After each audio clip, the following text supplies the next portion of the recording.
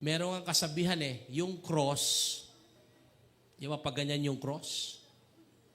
So, anong tawag dito? Horizontal ba to? Tama, no? Ito yung vertical, horizontal. So, yung vertical, God and you and God. Okay? Yung vertical. Yung horizontal, you and others.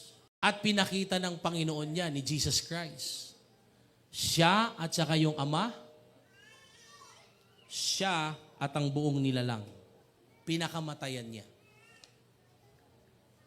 So every time you look at the cross, hindi lang yung basta kahoy. There is a challenge and great demands of displaying the evidence of being Christ's followers, which is ito na nga po, yung love mo for the Lord and love mo for others.